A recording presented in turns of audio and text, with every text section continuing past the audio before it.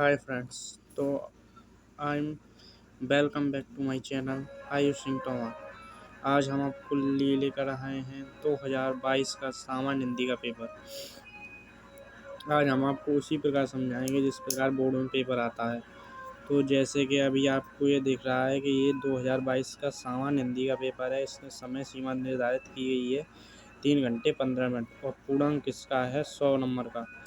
और सबसे पहले प्रारंभ में 15 मिनट विद्यार्थियों को प्रश्न पत्र पढ़ने के लिए निर्धारित किए गए हैं। इसमें दो भाग हैं, खंड का और खंड खा।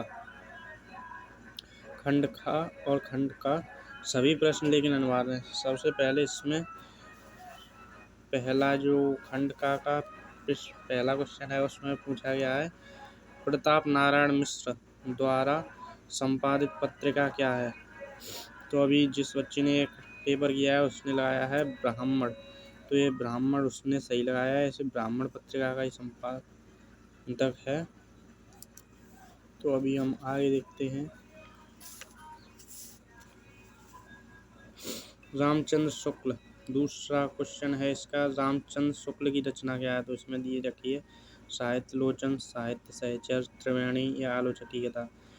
त्रिवेणी इसमें रामचंद्र शुक्ल की रचना है और साहित्य सहचर महावीर आचार्य हजारी प्रसाद द्विवेदी की रचना है। और इसी प्रकार इसमें तीसरा क्वेश्चन दे रखा है, कर्मभूमि किस विद्या की रचना है। तो कर्मभूमि उपन्यास की रचना है।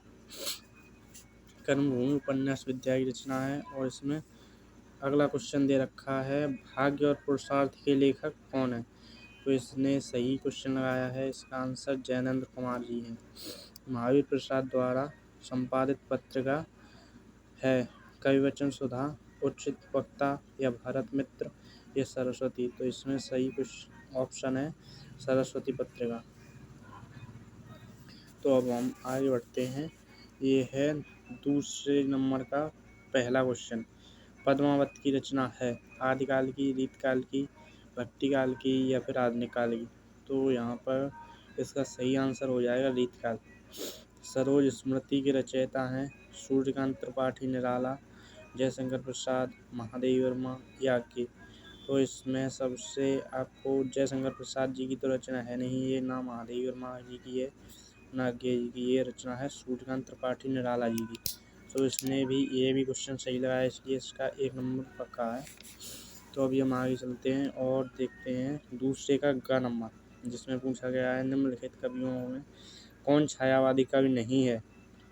जो सुमित्रा नंदन पंत जी हैं वो भी छायावादी कवि हैं। जयशंकर प्रसाद जी हैं, उन्हें तो छायावाद का जनक ही बोला जाता है। और आप यहाँ देख सकते हैं महादेवी वर्मा हैं, वो भी छायावादी हैं। यहाँ पर जो नागार्जुन जी हैं वो छायावादी कवि नहीं है। तो अभी हम दूसरे के ग क्वेश्चन पर चलते हैं। इसमें क्वेश्चन पूछा है कि निम्नलिखित के किस कवि ने वीर रस की रचना की है। तो हम आपको बताना चाहेंगे, इसमें घनानंद जी ने तो नहीं की है। इसमें महाकवि भूषण जो हैं उन्होंने रीतकाल के वीर रस की रचना की है। तो अब हम इस क्वेश्चन के आगे बढ़ेंगे और इसमें आगे है दूसरे नंबर का 8 नंबर क्वेश्चन, जिसमें पूछा गया है कि तार सप्तक के संपादक थे। तो तार सप्तक तो आप सभी लोगों को पता ही होगा कि तीनों तार सप्तक अज्ञे जी द्वारा संपादित हुए हैं। तो यही अज्ञे जी, इसका ऑप्शन सही हो जाएगा अज्ञे, इन्होंने इस सप्तक का संपादक किया है। तो अब हम आगे बढ़ेंगे क्वेश्चन नंबर 3 पर, जिसमें हमसे पूछा गया है कि निम्नलिखित आधारित प्रश्नों के उत्तर दीजिए। गद्यांश जो पूछा गया है, ये आपसे पूछा गया है गद्यांश, जन का प्रभाव होता है सहस्त्र वर्षों से भूमि के साथ राष्ट्रीय जन्म के तामध्य प्राप्त, जब तक सूर्य को रश्मियाँ नित्य प्रातः काल भुवन को अमृत से भर देती हैं, जब तक राष्ट्रीय जन का जीवन भी अमर है। इतिहास के अनेक उतार चढ़ाव पार करने के बाद भी राष्ट्र निवासी जन नहीं उठती लहरों से आगे बढ़ने के लिए अजर अमर है। जन है, जन का सतत बाही जीवन नदी के प्रवाह की तरह है, जिसमें कर्म और श्रम द्वारा उत्थान के अनेक घाटों का निर्माण करना है। तो अब इसमें पूछा गया सबसे पहला क्वेश्चन है इसका, पाठ का शीर्षक और लेखक का नाम बताइए। तो पाठ का शीर्षक तो आप लोगों को पता ही होगा, जिससे कि आपका सबसे पहला हिंदी साहित्य वो सामान्य हिंदी की किताब में जो सबसे पहला वो है राष्ट्र का स्वरूप। राष्ट्र के स्वरूप में से यह अवतरित है। इस पाठ का शीर्षक है, यह हमारी पाठ्य पुस्तक सामान्य हिंदी के जो भी आपकी किताब का नाम हो के राष्ट्र का स्वरूप नामक पाठ से उद्गत है, जिसके लेखक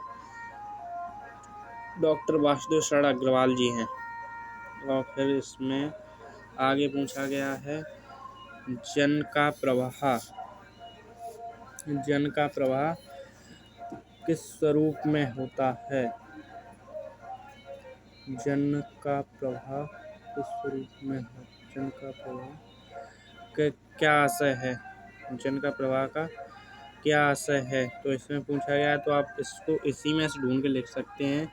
जैसे कि इसमें दे रखा है जन के प्रवाह का तात्पर्य जीवन की गतिशीलता है। आप इसी क्वेश्चन में छांट के लिख सकते हैं, इसमें से ही पूछा जाता है। तो आप इसमें अगला क्वेश्चन देख सकते हैं, भूमि के साथ किसने तादात्म्य प्राप्त किया है? भूमि के साथ किसने तादात्म्य प्राप्त किया है? तो अभी ये क्वेश्चन तो आप देखकर कमेंट में ज़रूर बताएं। और अभी हम आगे क्वेश्चन की ओर बढ़ते हैं। जन का जीवन किस तरह है? जन का जीवन किस तरह है? तो हम इसमें से ये भी ढूंढ के लिख सकते हैं, जन का जीवन राष्ट्र की तरह अमर है। इसमें पूछा गया है कि जन का प्रवाह अनंत होता है, जो सहस्त्र वर्षों में। इसी प्रकार जन का जीवन क्या है? राष्ट्र की तरह अमर है। तो इसमें आगे क्वेश्चन पूछा गया, रेखांकित अंश की व्याख्या कीजिए।